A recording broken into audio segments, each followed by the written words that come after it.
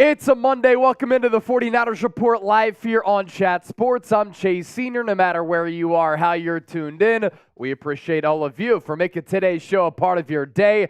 A weird feeling on this Monday. It's not a victory Monday. It's a losing Monday. And it's a weird feeling because San Francisco had not lost a regular season game in 15 tries. That tied a franchise record. The last loss for this football organization in the regular season all the way back last year, right after they made that Christian McCaffrey trade, October 23rd of 2022. That's pretty crazy. It happened against the Kansas City Chiefs, and yesterday San Francisco losing a listless, sloppy, unfortunate game to the Cleveland Browns. And coming up on today's show, we're going to explain what went wrong against Cleveland. We're going to go through the latest injury news on some star players, including Christian McCaffrey, Deebo Samuel, as well as Trent Williams. New updates just coming in moments ago on those three players. And then we'll round out with taking your questions, because I'm sure a lot of you who did interact with us during that watch party yesterday have some things to say, has some things to ask, and pass along from the fan perspective. How do you get involved? It's very easy for you. Use the hashtag 49ers. Better yet, send in a super chat if you really want to support the program. First, though, I want you all to be honest with me.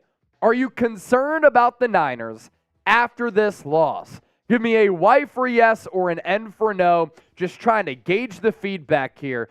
This is also the poll question on today's show. 72% saying no, 28% saying yes on 205 votes and counting. So let me know here. I'm looking at the chat, and it's kind of mixed feedback here, but a lot of people are still very confident in this football team. Joel Martinez, no. Ken said yes. Leland J, no. Richard Deere, no. Henry the Average Niner fan said no. Quinn Brady said hell no. Al Dog Pearson, no. Big Sky Y said yes. Byron Davis said yes. We'll, of course, dive into this and really explore it from every front coming up here in just a little while. Our live coverage today is presented by the best ticketing app and the only ticketing app that you should be using. It is Game Time. These are all of the benefits of the Game Time app. If you want to see this historic football team, if you want to check out the Golden State Warriors, go to Major League Baseball playoff games, concerts, comedy shows, that and a whole lot more, you should be using Game Time here. Last-minute tickets and flash deals, allowing you to walk inside the arena, walk inside the stadium with a really good seat while being able to save a lot of money. Best seats at the lowest price guaranteed. And you look ahead at what the Niners have here coming up on the schedule. They're going to be taking on the Cincinnati Bengals in a couple of weeks. And they have a couple of really good games on the docket for this schedule here. And what I love about the Game Time app, you can see where you'll be sitting for the particular price point. And as you can see on the screen here, some of those flash deals where you can get some low ticket prices at very affordable prices. Here's what's also great. You sign up with the free download of this app, and then you use the promo code NinersChat. You get $20 off your purchase as well. So lowest price guaranteed. Prices drop as the event gets closer. You don't just have to go to an NFL game. You can go to literally anything that you want. You simply search it on the app, and it will populate what you are looking for. Let's continue to get you ready for our live show here today. And what I want to talk about, just overall takeaways, dissecting this loss to the Cleveland Browns. What went wrong? Why did it happen? Who's to blame? And really, I'll expand on this coming up, but the offense was inept yesterday. There's no doubt about it, partially because Brock Purdy had his worst and most inefficient game as a pro. Jim Schwartz owns Kyle Shanahan. Kyle Shanahan is now 1-9 against a Jim Schwartz-led defense. That scheme, for whatever reason, gives Shanahan a lot of fits. The Niners got out-prepared. Cleveland did have some extra rest, but while they look like the fresher team, there's no excuse to be out-coached by that organization, considering how great I think the Niners can be here in 2023. And then lastly, you simply cannot lose a game to P.J. Walker when he's the starting quarterback on the other squad.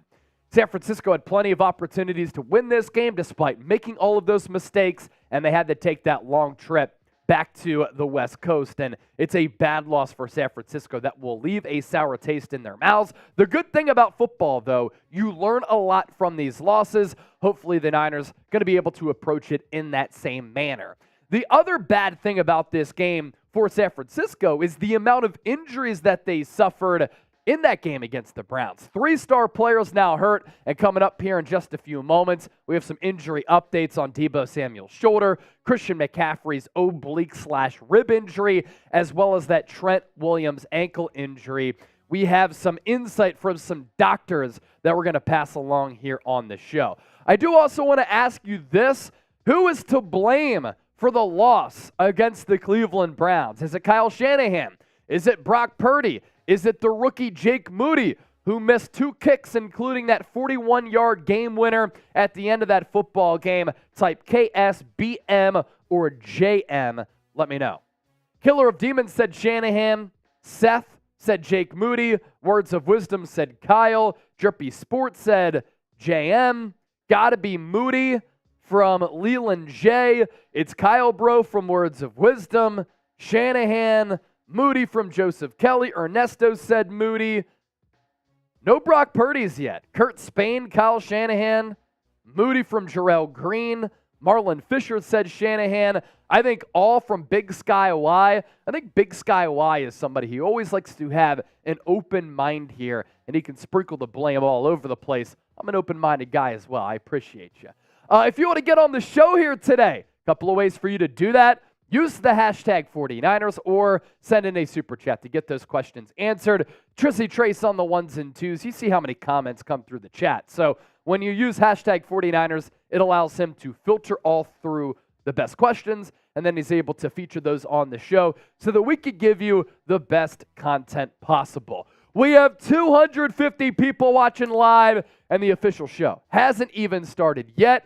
If you're ready to start the show, I want you to hit that thumbs up icon and like the video. We should be able to get to 100 likes here in the next 1 minute or so. Tell the algorithm that we're pumping out great content here on the show. More likes that we get, more people who come in here, the better that the show will be. And now we're 52 likes away from 100 likes. So continue to pepper that thumbs up icon, like the video, and if you're ready to talk about San-FRAN-CISCO, then show us some love, support the show for free, and hit that thumbs up icon. We're up to 66 likes. We need 34 more to get to that grand number of 100. Now we're up to 74. What's the next update going to be? I'm looking at the live tracker here. The Bang Bang Niner Gang always bringing the heat, making a statement. We're up to 79 likes, 253 people watching live, 3 segments coming your way today. Takeaways from that loss. We have some injury news, and then we'll be taking your questions as well. This is your go-to spot for daily shows on the Niners that are informative, entertaining, insightful, but also consistent year-round with coverage coming your way with more than 1.5 million views over the last calendar month, trying to get to 2 million views. You all help us make history, and we certainly appreciate that. Join the faithful family here at Chat Sports. 6 likes away from 100, and then we're starting the show. We're 2 likes away from 100. Jarrell and Gina all hitting that thumbs up icon, liking the video. San-FRAN-CISCO. We just got past 100 likes. So the official show live on the San Francisco 49ers Report is officially underway. Let's get it. Let's talk about this football team right now.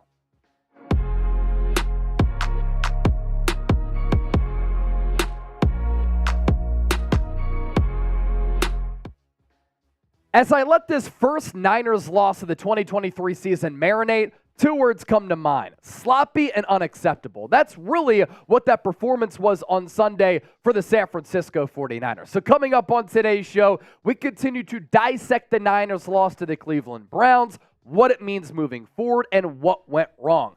First, though, I want to thank all of the faithful for your support. Our watch party against Cleveland garnered 147,000 views. We picked up nearly 2,000 new subscribers, and we continue to get on that pursuit of 100,000 subs.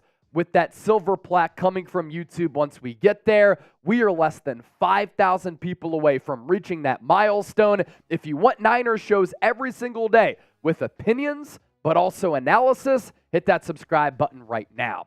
So that first word, unacceptable, sloppy, those are the two words, as I mentioned, off the rip. And first, you talk about why this loss was unacceptable, and then we'll get into the nuances of this defeat for San Francisco at the hands of the Cleveland Browns. Number one, the offense was inept. So inept that it was arguably the worst game under head coach Kyle Shanahan since he became the head coach in 2017. The 215 yards of total offense, the least amount of yards under Shanahan since he was hired back in 2017. For Brock Purdy, he was on this unbelievable Cinderella run where his efficiency numbers were crazy. You look at some of those analytical charts, he's far in that right corner going into this game. He was due for a poor performance at some point. All quarterbacks have clunkers, and Brock Purdy had his against the Browns on Sunday. Jim Schwartz, the defensive coordinator for Cleveland, owns Kyle Shanahan. Shanahan, following this L, 1-9 against Jim Schwartz in his career for whatever reason. That wide nine and the Jim Schwartz scheme, as he's been a marquee defensive mind in this game for a really long time, matches up very well against what Shanahan likes to do and prioritizes on the offensive side of the football. What also bothers me and why it's unacceptable, the Niners got out-prepared. The Cleveland Browns did have a little bit of a rest advantage. They were coming off the bye week, but there's no excuse to come into that game working off the high of that Cowboys win and get out-prepared and out-coached. And then lastly, San Francisco lost to P.J. Walker, who wasn't even good enough to be Justin Fields' backup in Chicago. He's let loose. Cleveland scoops him up, and Dorian Thompson-Robinson was the starter a couple of weeks ago prior to the bye for Cleveland. He played so poorly, they had to go to P.J. Walker, and I think it was a play where Cleveland didn't want to damage the confidence of their young quarterback, so they went with Walker, who's been a really solid backup in this league, but with the number one defense, in my opinion, in the NFL, you can't lose this game to P.J. Walker. More ugliness from this game. Kyle Shanahan, now 1-9 all-time against Jim Schwartz, as I mentioned. San Francisco with those 215 yards of offense, the fewest under Shanahan, 3.9 yards per play. And this is really what blows my mind because San Francisco, in the 5 games previous to this one, they were an explosive offense, especially through the air with Brock Purdy, who was number one in yards per attempt. San Francisco, 3.6 yards per pass against Cleveland as well. So the Browns really able to shut down San Francisco in every single phase. Outside of the opening script is the opening drive that the Niners are able to game plan for and able to practice all throughout the week. It's about 15 plays usually. Not all coaches in the NFL have an opening script. Kyle Shanahan is one of the coaches that has it. Andy Reid does the same thing and has throughout his entire career with Philadelphia as well as Kansas City. But 49ers, on that opening drive, they went 84 yards on 5 plays. They were all runs except for the shovel pass from Brock Purdy to Christian McCaffrey. After the Niners on the first drive of the game went 84 yards and scored that touchdown, they had 131 yards the rest of the game.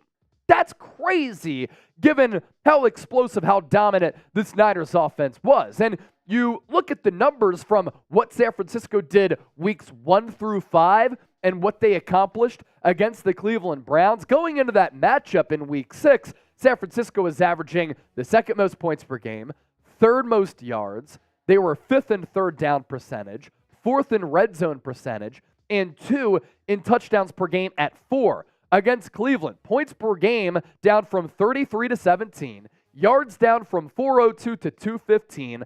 Third down, San Francisco went just 3 of 12. They were 2 of 3 in the red zone, but one of those gift-wrapped on the Jordan Mason touchdown run after the Deommodore Lenoir interception of P.J. Walker. Another thing, Niners intercepted P.J. Walker twice, and they still couldn't really capitalize on getting a victory here. And then their touchdowns cut in half as well from 4 to 2. So that's pretty telling, and it's a good illustration of how much San Francisco struggled in that game against Cleveland. As part of this conversation, Brock Purdy was not good. His shakiest, most erratic, least efficient, and least accurate game as a pro. You go back and watch this game, he missed multiple throws. I give him credit for still putting the Niners in a position late, driving them down the field against this really good defense. A Browns defense not enough people are giving Cleveland credit for because they're very, very good, and they've caused fits for a lot of quarterbacks this year. But outside of that opening drive and then that last drive, Purdy was not good. 12 of 27, struggled to throw a slick and wet football.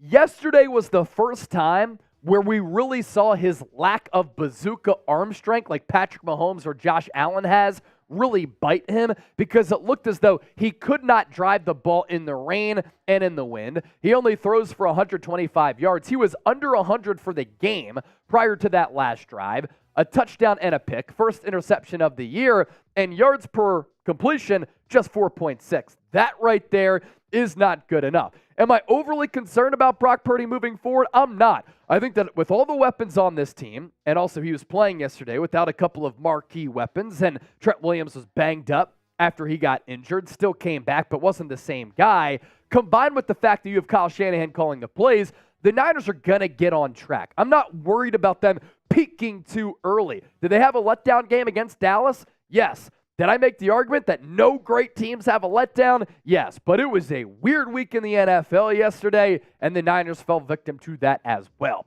So with that, we pop up today's poll question, and I want to hear from you in the comment section here. This is the pinned comment for today's show.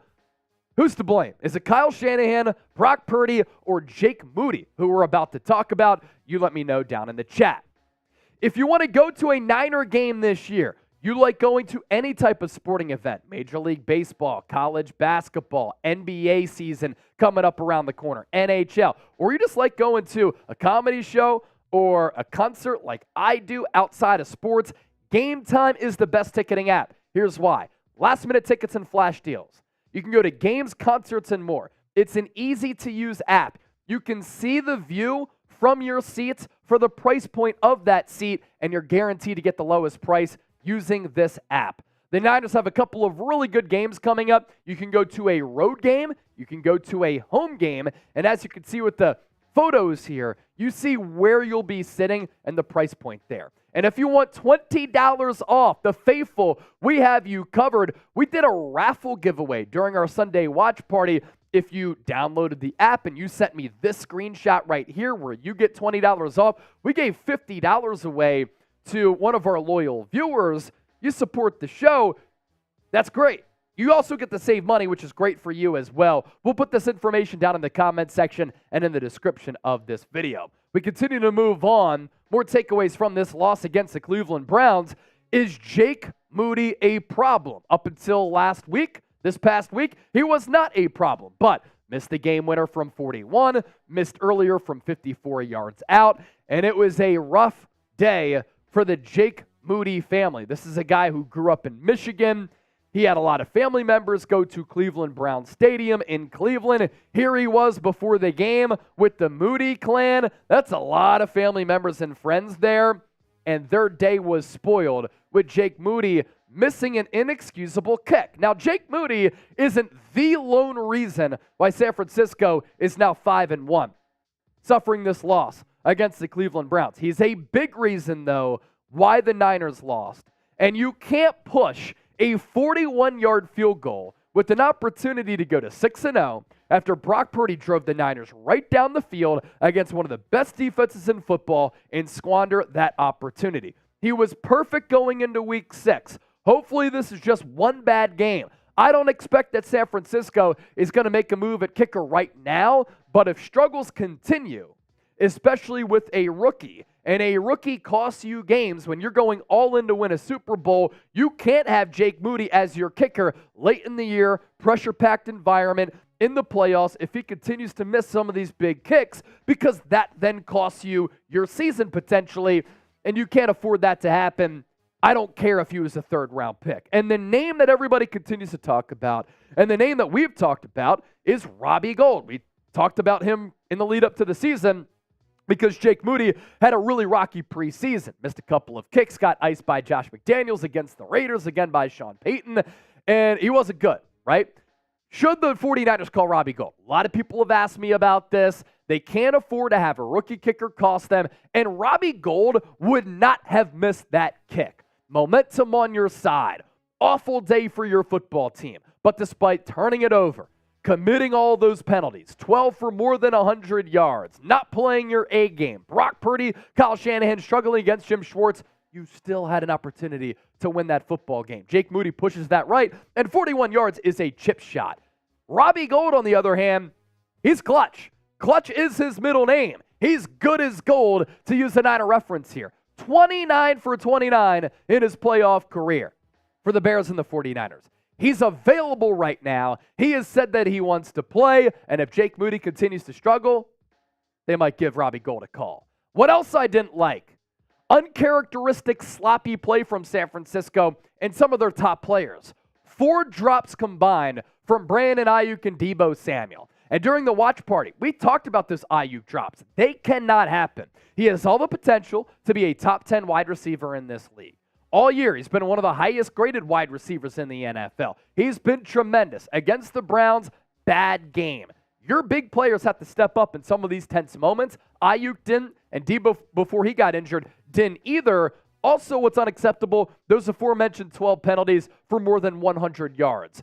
Those penalties, unacceptable for this team with Super Bowl aspirations. And I'll tell you what, another concerning trend, the Niners last year, the Niners this year, continue to commit a lot of penalties on the road. Another point I want to talk about, where the hell was George Kittle?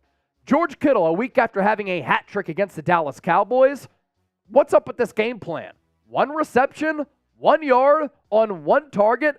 How does that occur after how he carved up Dallas last week?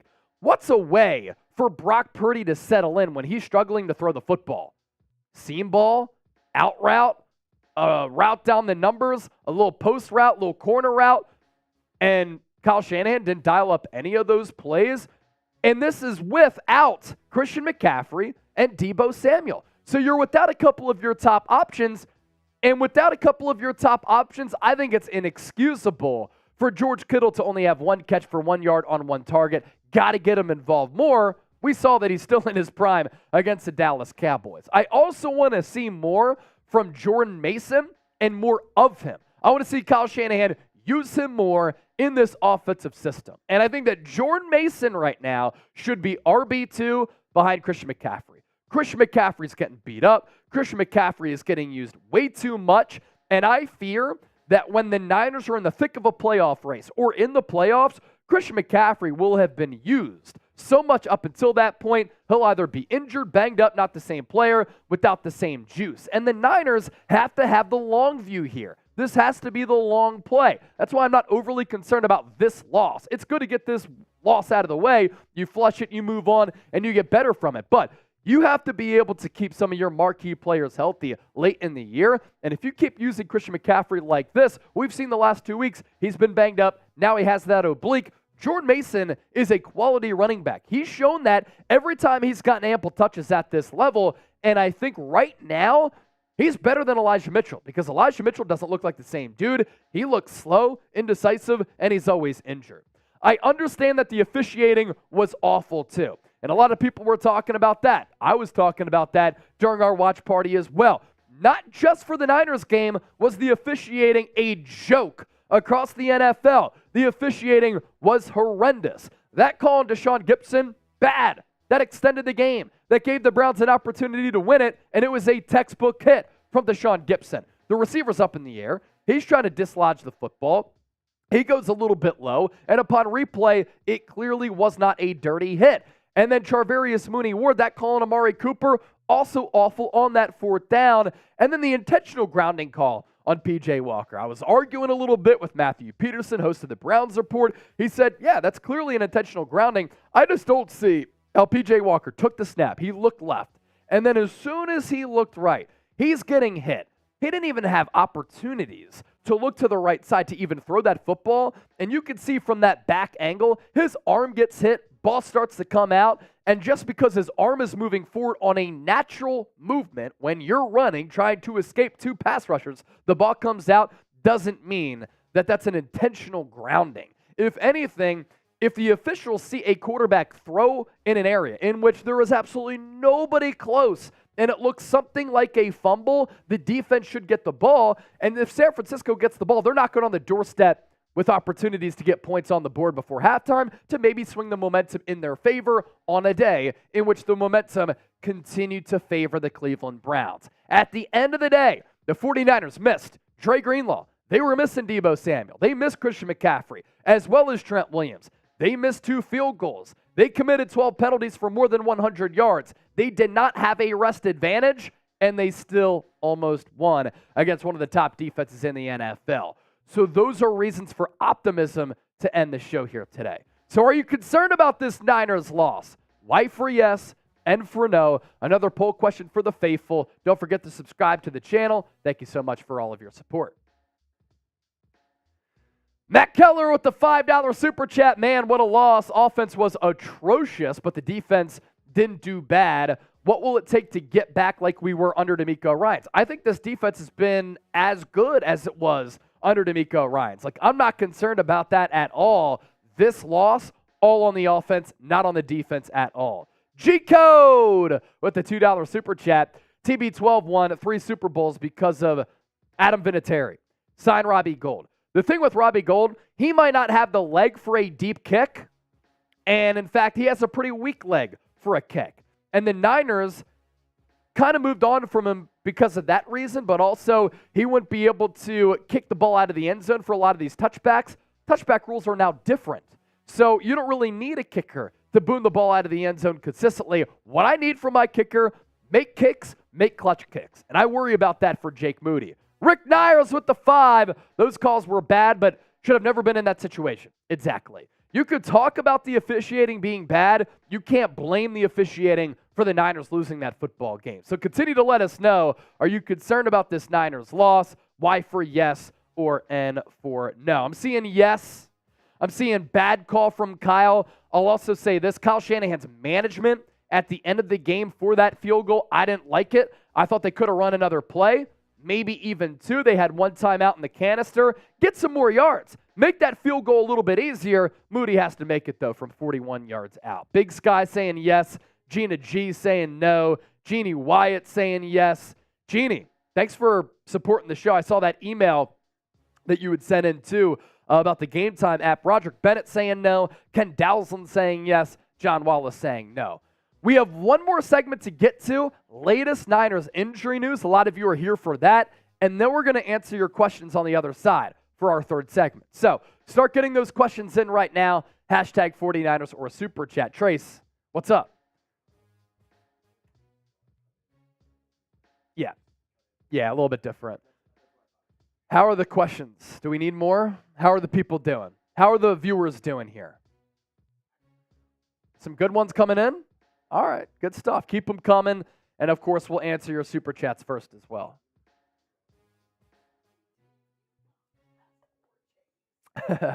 Sneak Geeks 49, as Fred said, we needed this to humble us. Yeah, and, again, when you suffer a loss like this, there's a lot to learn from it. I just don't think great teams should have trap games. You should bring your best every single week. And the Niners yesterday, they didn't look prepared, and they got outcoached. That, to me, is inexcusable. All right, coming up next here on the show, we have some injury updates on the 3 stars in the aftermath of that Browns loss. Continue to hit that thumbs up by kind of like the video. Segment number 2 coming your way right now. The San Francisco 49ers have 3 star players who are hurt, and their status going into Monday Night Football against the Minnesota Vikings in a little bit of question, as we're going to talk about Deebo Samuel, Christian McCaffrey, and Trent Williams on the program here today. With Deebo, it's a shoulder injury, Christian McCaffrey, an oblique injury, and Trent Williams left the game, then came back with that ankle injury. This is the newest update that we just got here on the show, and it's coming in from Clayton Holloway, who covers the NFL for the NFL Network. Kyle Shanahan addressed the media, gave some injury updates on Christian McCaffrey, on his oblique and rib injury, wide receiver Deebo Samuel, who's dealing with that shoulder injury, and has some updates for all of these players, including Trent Williams as well. Christian McCaffrey currently having an MRI on Monday afternoon to determine the severity of that oblique injury here. And the oblique / ribs, it's basically the same thing. So we'll see what happens with that MRI. Deebo Samuel is going to be day-to-day. And then Trent Williams, this is great news for San Francisco and for the best left tackle in the game, does not have a high ankle sprain. Usually those injuries can last a couple of weeks. Now we're going to go through some reports from doctors on this show to really give you good insight as to what these injuries mean. So stay tuned and get informed today. Let's start off with McCaffrey. Injured his oblique in this game. The oblique muscles that attach to the ribs. That's why we're kind of coining this as an oblique / rib injury. The good news for McCaffrey, x-rays negative. That means that he does not have a fractured rib. A lot of us know about Pro Football Doc. Dr. David Chow used to be the team doctor for the San Diego Chargers. He does not see this as a long-term injury, and he does doubt that Christian McCaffrey goes on IR, but if there's something in that MRI that reveals something that maybe the Niners didn't initially know or they can't find out until he gets an MRI, that's what determines how long he could be out or how quickly he could come back. Deepak Chona, also a medical doctor on Twitter, and he had this to say. We have two pieces of promising news. He was talking about this on the SF Niners podcast. One is that the average oblique strain is about a 1-week injury. Most players return with a low performance impact. We don't know yet the severity of Christian McCaffrey's injury, but we do know that he tried to go back in after sustaining the injury. Of course, he wasn't really able to play at that point, but just the fact that he wasn't immediately ruled out does suggest that it's not on the highly severe end of the spectrum. So we'll probably have an MRI today. Then we'll know a little bit more. But again, rare to have a big absence from this. So that's coming from the doctors here. Rare to have a long-standing absence. And if San Francisco is without Christian McCaffrey for a long period of time, that's really costly. And let me just say this about CMC. Like San Francisco, and this has been a talking point here on the show, they've been overusing him far too much. Jordan Mason needs to get more involved, and that's up to Kyle Shanahan to do that. I'll call him out for it.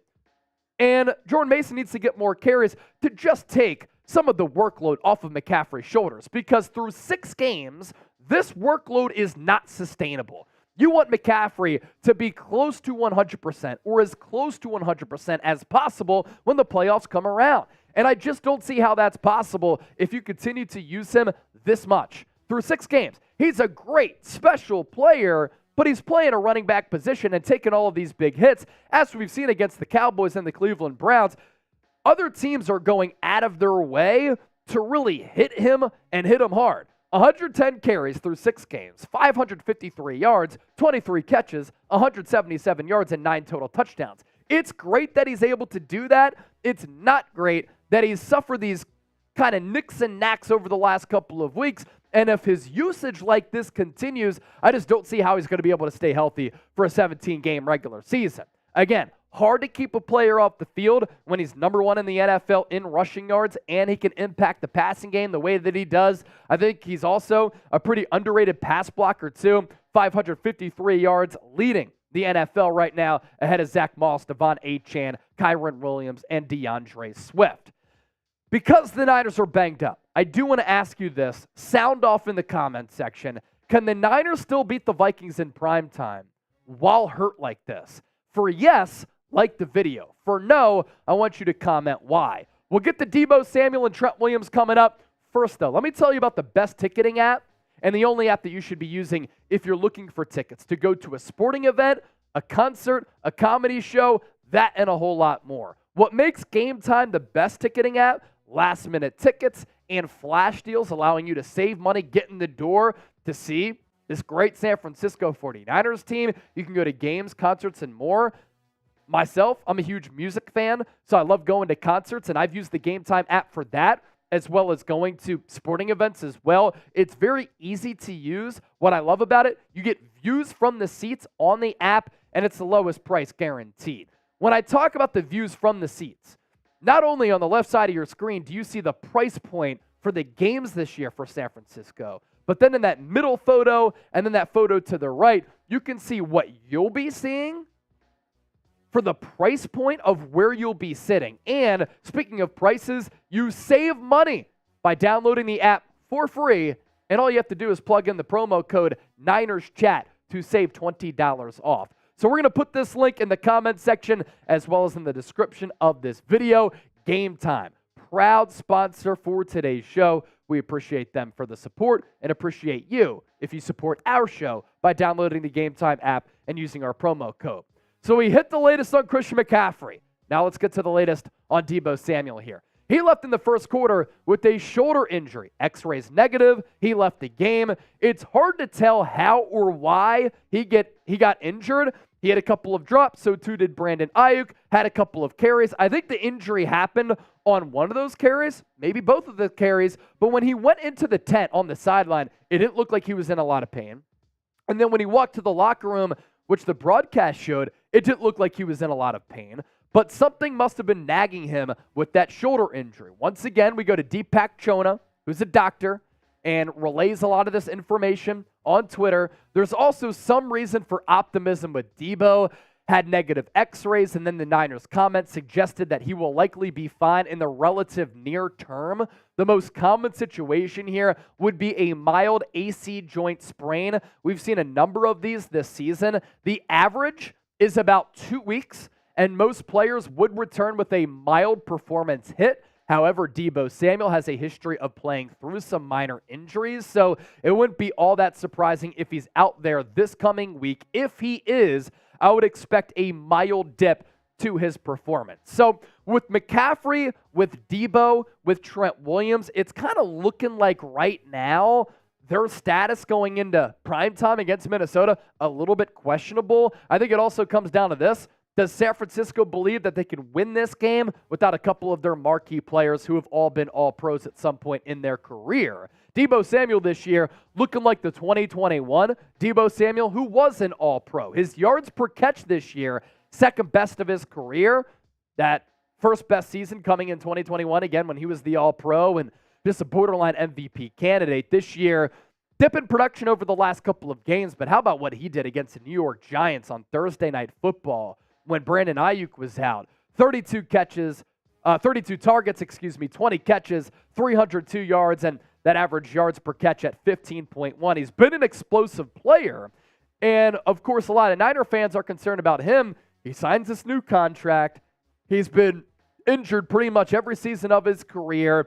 Even in 2021, he missed a game or two because of injury, and the injuries continue to kind of linger on his resume for a player who plays really hard. You, of course, have some concerns about how he ages as a player because of his physical playing style. The 49ers against the Browns, in my opinion, merely just missed his presence for being on the field. Even when he doesn't have catches, even when he doesn't have carries, he impacts the game just with his motion and just with his presence. That poses a matchup problem for opposing defenses, and they always have to account for where he is. Without him and without Christian McCaffrey, Niners didn't really have a run game, and then they had to play a lot of Ray McCloud and Jawan Jennings and Brandon Aiyuk. And that wide receiving core, a little bit depleted.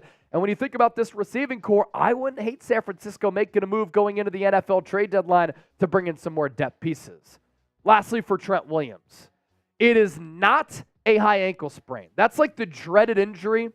Offensive linemen are able to come back soon because they're so tough, and Trent Williams had to do that. He suffered these injuries with San Francisco as recently as last year. Pro Football Doc, he's most concerned about the Trent Williams injury. Right ankle got rolled up on. He struggled after that injury, especially going up against Myles Garrett. We'll break down some numbers here in a bit. And we also saw how Kyle Juszczyk and George Kittle often went to that side. So Kyle Shanahan, in a way, and this is one of those like nuanced type of things that when you watch the film, maybe you realize the Niners offense and Kyle Shanahan didn't call some plays because of Trent Williams being banged up. But Juice and Kittle were often in motion or just overall on that side to give Williams some help going up against Myles Garrett. And Pro Football Doc also saying that he thinks that Trent Williams, the most questionable going into this game Monday night against the Minnesota Vikings. High ankle sprains usually get more sore the day after, and this can be a multi-week injury. Luckily for Trent Williams, according to head coach Kyle Shanahan, he's able to avoid that. It looked like a textbook high ankle sprain with the player falling right into his ankle there. Body weight looked ugly. Trent Williams did leave the stadium in a walking boot. Of course, that can be precautionary, but still something to monitor all throughout this week for the best left tackle in football. If Jalen Moore has to play left tackle, that is not ideal. And those numbers that I teased a little bit ago about Trent Williams struggling, against Myles Garrett won 31% of his pass rushing snaps against Trent Williams. That is the highest percentage given up by Trent Williams in his entire career. So Brock Purdy, one of his worst games of his career against the Browns. Kyle Shanahan, one of his worst games as a play caller in his head coaching career. And it doesn't help when Trent Williams is having a poor performance like that, and it didn't help with some of the injuries. I do like what Trent Williams said about this loss, though, and I do see this as potentially being a character-building loss for San Francisco. You know, Fred Warner said we needed this loss. We needed to get humbled. And Williams, he was blunt. He was honest. He said, honestly, we probably didn't deserve to win that game, but it's a pretty good learning experience. We played really good defense. It's a dogfight. Obviously, we didn't come out on the side we wanted to, but honestly, this team could probably draw a lot from this game today. We had a rough start as an offense, but when we needed the plays at the end, we made them in the 2-minute drive. We just came up a little bit short. And those are all facts right there from Trent Williams. So Deebo Samuel with the shoulder, Christian McCaffrey with the oblique, and Trent Williams with the ankle. We're going to continue to keep you updated on those injuries and all injuries going into Monday Night Football against the Minnesota Vikings. That's why you subscribe. If you have a question and you want to interact with me on social media, you can find me on X as well as Instagram at Chase_Senior. All right, I saw a $20 super chat come in a little bit ago, so we'll get to that here. Our super chat MVP so far today, Gene Washington. Let's go, Gene. Let's go, Gene. Let's go, Gene. Let's go, Gene. Good stuff right there, Gene. Thank you for that $20 donation. You're the man. It goes a long way in supporting the show. We're also 12 likes away from 200. We won't do our mailbag until we get to 200 likes. So for those of you who have liked the video, you're a real one. If you want to be a real one, like the video. Matt Keller with the $2 super chat. No one wants to talk about 3rd and Jawan's catch. Are you talking about the 2-minute drive? Because that was a nice little throw from Brock Purdy to Jawan Jennings along that sideline. That was a big one for sure. And then Matt Keller, he said that earlier one, talking about the loss, saying that the offense was atrocious. So, Matt Keller, you're always sending in those super chats during our live shows. You are the man. 6 likes away from 200. Once we get there, we're going to be answering your questions here on the show. So use the hashtag 49ers. Better yet, send in a super chat to ask us anything. Recent commenter club, Brian, RSP, Matt Killer, Joseph Kelly, as well as John Wallace. Gerald, Chase, I love the show, but you got to interact with the chat sometimes, not only the super chats. That's literally what I'm doing right now, and that's literally what we're about to do with our mailbag here, Gerald. So I'm glad that you love the show, but that's also why we do these mailbags during our live shows, to not just answer super chats. So mailbag coming up, 2 likes away from 200. You can, first 5 is fine. Yeah, take a couple questions real quick. I'll hop right into it. Drippy Sports, I see you using hashtag 49ers. Bulls Nation, using hashtag 49ers. Black Mask, you know the defensive coordinator of the Browns is 8-1 against Kyle? No, he's not, because now he's 9-1. That is Jim Schwartz after he beat Kyle Shanahan yesterday. Crazy Black Mask. Also, no Black Mask during the watch party yesterday. Where were you? Surprised to not see you there. We missed you.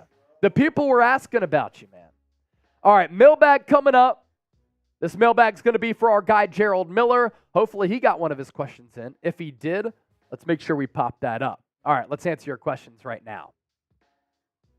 Today's San Francisco 49ers report is sponsored by RexMD, the #1 leader in men's telehealth. You can see for yourself and save today at rexmd.com/chat. We start off our mailbag with this question coming in from the faithful, and it's Matt Keller here. Man, what a loss against the Cleveland Browns. The offense was atrocious, but the defense didn't do all that bad. What will it take to get back to that level that the defense is playing at under DeMeco Ryans? Matt, I honestly have to say, I think the defense has been great this year. They've been one of the best defensive squads in points per game, yards allowed. And I think that this defense, there's not really a lot to worry about. How about the job that Randy Gregory did in his debut in a Niner uniform? I thought that he was really active. Javon Hargrave's kind of been silent over the last couple of weeks. It'd be great to see him get going. Nick Bosa got on the board with what was at the time a clutch sack of P.J. Walker. San Francisco, their defense came to play against Cleveland. To me, it's the offense that was awful in this game for the Niners. Can we take a look at the numbers of what the Niners did after the opening drive? Because that was really telling for me. And I thought that this was going to be another blowout at the start of that football game on Sunday, because San Francisco, working off that script from Kyle Shanahan, they went right down the field after getting the opening kickoff. 5-play, 84-yard drive capped off by Christian McCaffrey's touchdown, his 15th straight game with the touchdown, by the way. After that, 131 yards the rest of the game. The defense was on the field a lot. The defense looked a little bit exhausted. They still came to play. They certainly missed Dre Greenlaw, but for me, Matt Keller, that loss comes down to the offense's inefficiency. G-Code Travels, $2 Super Chat. TB12 won 3 Super Bowls because of Adam Vinatieri. Sign Robbie Gould. Robbie Gould has never missed a kick in his playoff career with Chicago, with San Francisco. He is still out there. The move to move on from him never really made a lot of sense. The Niners have gone all in on 2023 with the moves that they made in free agency, with the moves that they have made so far up to this point in the regular season, bringing in a player like Randy Gregory. It's been rumored they could check in on some other marquee players as we approach the NFL trade deadline on October 31st. Yet they decided to go with a rookie kicker in the 3rd round because they didn't want to pay Robbie Gould the money that he was demanding. You know what matters? If a kicker can make kicks while in the pressure cooker. Robbie Gould can do it, and right now, Jake Moody a little bit spotty. Would not be surprised if Robbie Gould finishes this year as the Niners kicker. I don't think it's going to happen right now, but maybe at some point if Jake Moody's struggles continue. Matt Keller with another 5. What do you think of using Mason to the 50 and then CMC the rest of the way to punch it in through the red zone in the end zone? So I don't like that approach. I think that you just want to have a steady balance of 2 running backs, and I think the top 2 running backs on this team, Christian McCaffrey, Jordan Mason. Elijah Mitchell does not look right. He doesn't look as explosive. He doesn't look as decisive. And maybe these injuries piling up over time, and maybe right now he's just not 100% healthy. He's trying to play a little bit dinged up to save his role on this football team. But use Christian McCaffrey like you do. He's an unbelievable weapon. But spell him at moments to let him get a breather because his usage is not sustainable for the rest of the year. You can use Jordan Mason on some short yardage. Kyle Shanahan used Christian McCaffrey a lot in some of these short yardage situations. So I think it's kind of a scenario-based type deal. I wouldn't approach it as up to the 50 and then inside the 50 it's different because when you're backed up at your own 20, your own 25, and you can have this explosive play to Christian McCaffrey on the ground or a little screen pass, you want to be able to use a special weapon like that. Before we continue to take more of your questions, today's 49ers Report is sponsored by RexMD, the #1 leader in men's telehealth, rexmd.com/chat, 95% off, and if you use that link, you also get a free gift. Let's tell you more about RexMD's FDA-approved ED treatments because look, let's face it, a lot of people are dealing with some issues out there when they enter the bedroom, and with RexMD, you don't have to worry about that any longer. Fellas, do you sometimes lack confidence in the bedroom? Do you wish that you could have a more fulfilling sex life? Well, you're not alone. That's why we're excited to tell you about RexMD, the online source for men's wellness. RexMD offers an easy and discreet way to get the medication you need for ED without having to visit a doctor's office. With just a few clicks, you can have your medication delivered straight to your door and at a fraction of the cost of traditional pharmacies. Their team of licensed physicians will work with you to find the right treatment plan, and their medication is made right here in the USA. So if you're ready to take control of your sex life and say goodbye to ED, head on over to rexmd.com/chat and start your consultation today. Take advantage of their best deal they've ever offered and get up to 95% off with RexMD. A free gift also available with our exclusive link at rexmd.com/chat. Who doesn't love free? We'll put that link in the comment section and in the description of this video. Our guy, Gerald Miller. I have ED after that 4th and 10 penalty. Yeah, Gerald, that's actually hilarious working off the RexMD. A lot of us were feeling that way too. We were like, oh my gosh, you think that they're going to get off the field and the officials robbed San-Francisco. Officiating wasn't the reason why the Niners lost that game, nor was Jake Moody. It was an all-around awful performance by San Francisco. Listless is a very good word. From the roster to the coaching staff, the preparation to the execution, the officials didn't help out all that much either. It felt as though they were trying to make this a game. Do we have that other one from Gerald Miller as well? We can get to that too. Most cap space in the league, but have a rookie kicker. Who knew that would come back to bite us? We literally talked about it all offseason, especially after that Raiders preseason loss, when Josh McDaniels iced Jake Moody. And he missed 2 kicks and didn't just miss them, he missed them bad. And that's really what doesn't make a lot of sense, Gerald. Kicking is very important. I understand Robbie Gould's getting a little bit older. You want to start to try to groom a young kicker at some point. But do you want to groom a young kicker when you know that most likely you're going to be playing in some intense playoff games and you don't know if you have a kicker who's young, who's going to be able to do the job? Man, that grinds my gears. Bulls Nation. Should San Francisco look into bringing in another running back or wide receiver with the Deebo McCaffrey injuries out, in my opinion, James Robinson, as well as T.Y. Hilton? I think there's better options out there than James Robinson and T.Y. Hilton. If the Niners really want to make a big splash, how about a Devontae Adams trade? You want to go a little bit lower? How about a Hunter Renfrow trade? Running back, Josh Jacobs, does that appeal to anybody out there? Expiring contract, you don't have to worry about him after this year. Saves Christian McCaffrey a little bit. You want to go lower tier? You could bring in a player like a James Conner, a Kenneth Gainwell for the Philadelphia Eagles isn't getting a lot of run because DeAndre Swift has emerged as their number 1 running back. Or you can just use Jordan Mason a little bit more. Elijah Mitchell just doesn't look right, though. And if McCaffrey goes down, then you're thin at that running back spot. So I would not rule out that move going into the NFL trade deadline. Drippy Sports. Let's trade Moody and Hufanga for Justin Tucker. I would not trade Talanoa Hufanga for Justin Tucker. I know I just got done talking about the importance of having a legitimate kicker who's not scared of the moment, but I'm not trading him away and sending away Talanoa Hufanga for Justin Tucker. Hufanga is a special player who's critical to this defense's success, and the Ravens aren't going to trade away Justin Tucker. They're a really good team, and they need a clutch kicker as well. Chua, should we trade for a cornerback?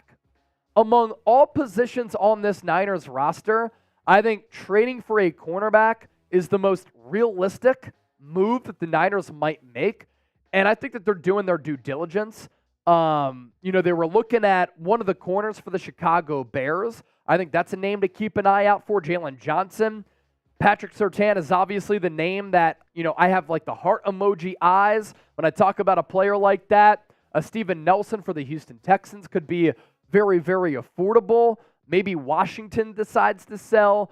Let's wait to see over the next 2 weeks what teams decide to sell. Jeremy Chin, he can play nickel, he can play safety. That's another player to kind of look out for as well. John Devon, I don't have money to donate, but currently sitting in the hospital diagnosed with cancer. Can I get a Bang Bang Niner Gang chant, please? Dude, so my mom passed away from cancer in 2018. This is a subject matter that is very close to me. I want to send you prayers. I want to send you good vibes. I want to send you strength. I want to send you a quick recovery. Really appreciate you for watching the show. And look, when people can't donate to the show, it doesn't mean that you don't support the program. You watching, you commenting, you being a part of the program and getting that question in or that comment in this instance, that supports the show. Liking the video, subscribing, that supports the show for free. We appreciate all of it. And John, I hope that you're able to kick cancer's ass. I'll give you a SAN-FRAN-CISCO and a Bang Bang Niner Gang. Continue that recovery, my guy, and please continue to check in here on the show. We care about you. For Corona, Moody was so nervous. What do you think is going to happen with his confidence? He kind of had that deer in the headlights type of look yesterday, and he pushed the 41-yarder. And what's so bothersome about that is that Brock Purdy did a great job of having a short mindset, a short memory. He drives the Niners down the field. He gets you into field goal range. And what happens? He makes those good throws after having not done anything, zilch, since that first drive. And that was a moment of growth for Brock Purdy. We haven't seen him in that situation a lot, where he has to come from behind, potential go-ahead, game-winning drive, because San Francisco, while he's been the starter, 10-0 up until Sunday, they had been so dominant. So we got to see Brock Purdy facing some adversity. He didn't crumble. The unfortunate thing is Jake Moody did kind of crumble. His entire family was at Cleveland Browns Stadium, and it didn't end well for the Moody fam. Valen, I feel like the offensive line got hosed in the second half. Do we make a trade to get some depth?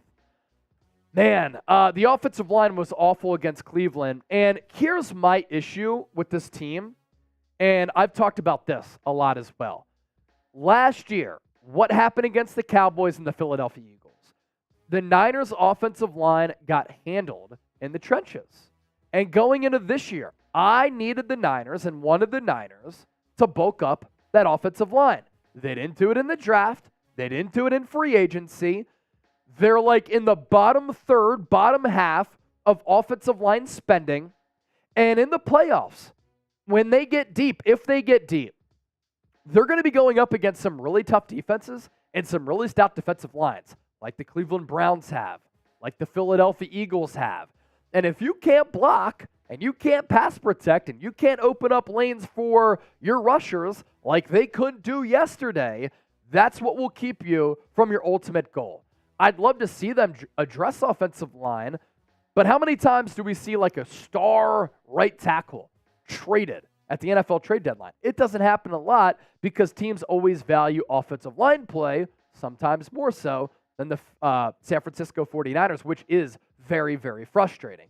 So are you concerned about the Niners? Are you concerned? Just give me a Y for yes or an N for no. Where is the fan base at going into Week 7 of the 2023 season? Y'all brought the heat, as always. Strong performance from the faithful.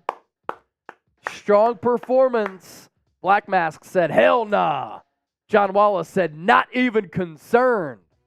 Bob Smith said, F no. Jeannie Wyatt said, yes. Gerald Miller, kind of in that middle zone. Joseph Kelly, no. Gerald Miller, our commenter MVP today, for saying, I have ED after that 4th and 10 penalty. That was elite. See, I had to put it up there. That was elite. I didn't know if you'd like it, but I had to. Oh, of course. You know I was going to like it. Come on. Wait, you like ED, dude? What? You knew I was going to love that comment. Kurt Spain said no way. Gina G said no. Stephen Brown said, not now, my guy. All right. Victor Wolf said yes.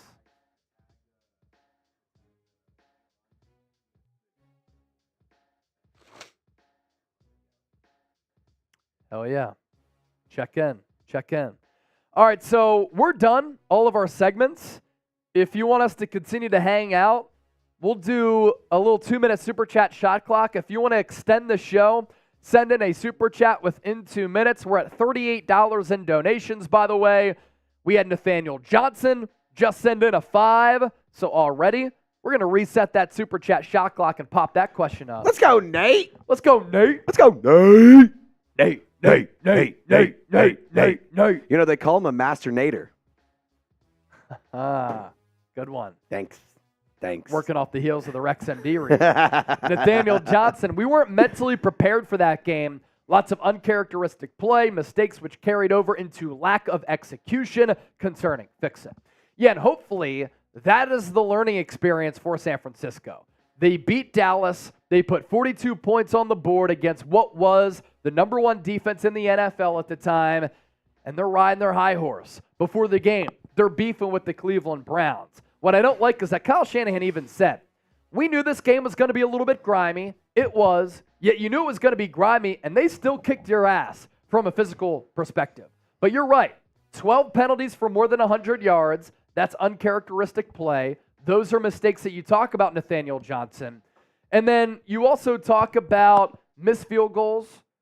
You talk about turnovers for Brock Purdy and drops. 4 drops between Aiyuk and Deebo. That simply cannot happen. Ryan, as we're a 1:15 into our 2-minute super Keep chat us shot live. clock. Come on now. Keep us live. Keep us live. Keep us live. Ryan, national sports media got exactly what they wanted to see in Purdy. Failure. But yet, they're still praising Hurts after his horrible play against the New York Jets. Yeah, I haven't seen a ton of bad backlash from the national media. Let me know what you've seen. For instance, like Dan Orlovsky still said, I think Purdy is still the elite, despite his struggles yesterday. Jalen Hurts was good for 3 quarters, awful in that 4th quarter. 10 seconds left on the Super Chat shot clock if you want to keep the show live. Ryan with another one, or no? John Wallace. Isn't it clear how much Greenlaw was missed against the run? No doubt about it. They missed that sideline-to-sideline speed. And I'll also add this. The tackling yesterday was not good either. Leland and JCL, any thoughts on the upcoming schedule? Also, what do you think about the minor scuffle at the beginning of the game? The minor scuffle, it's not a good look. You're beefing with Cleveland, and then you got your ass kicked. When that happened, I was like, okay, the Niners, they woke up for this early game for West Coast time. And they're not going to just fall over to the Cleveland Browns. Expect to walk all over them, but they beef with them, and it was Cleveland who brought the boom.